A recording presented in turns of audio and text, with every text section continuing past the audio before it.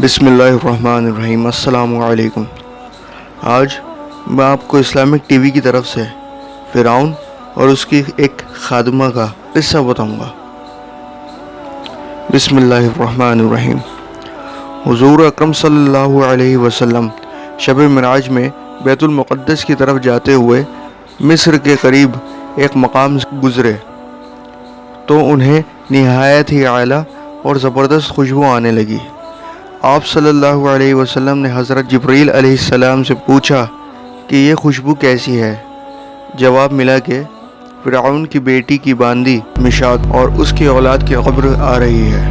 پھر جبرائیل علیہ السلام نے اس کا قصہ بیان کیا کہ مشاد فرعون کی بیٹی کی خادمہ تھی اور وہ خفیہ طور پر اسلام لا چکی تھی۔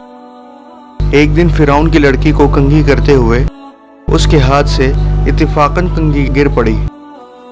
وہ کنگھی اٹھانے لگی تو اس کی زبان سے بے ساختہ بسم اللہ نکلا۔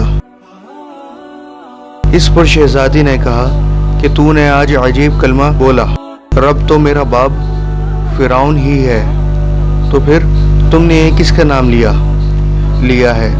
اس نے جواب دیا، فرعون رب نہیں بلکہ رب وہ اللہ ہے جو مجھے اور تجھے اور خود فرعون کو روزی دیتا ہے۔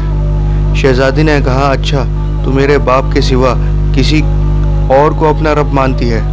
اس نے جواب دیا، ہاں میرا، تیرا اور تیرے باپ کا، سب کا رب اللہ تعالی ہی ہے۔ شہزادی نے اپنے باپ سے کہلوایا۔ وہ سخت غضبناک ہوا اور اسی وقت اسے برسر دربار بلوا بھیجا اور کہا، کیا تو میرے سوا کسی اور کو اپنا رب مانتی ہے؟ اس نے کہا کہ ہاں، میرا اور تیرا رب اللہ تعالی ہی ہے جو بلندیوں پر بزرگی والا ہے۔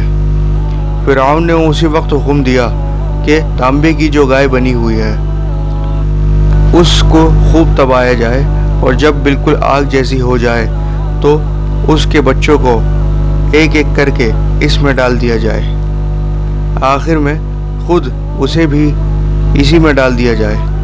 چنانچہ وہ گرم کی گئی۔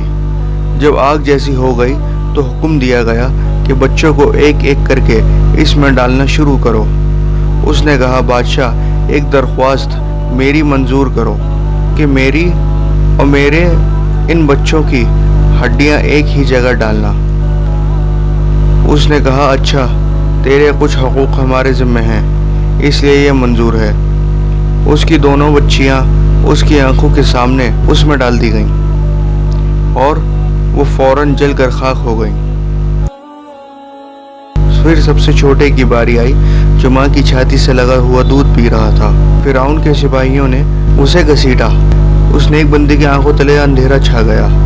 اللہ تعالیٰ نے اس بچے کو اسی وقت زبان دے دی اور اس نے آواز بلند کہا، اماں جان افسوس نہ کر، ماں جان ذرا بھی پسو پیش نہ کرو، حق پر جان دینا ہی سب سے بڑی نیکی ہے۔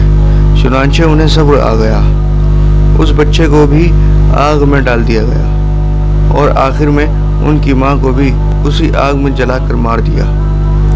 یہ خوشبو کی مہکیں اسی کی جنتی محل سے آ رہی ہیں۔ سبحان اللہ۔ السلام علیکم۔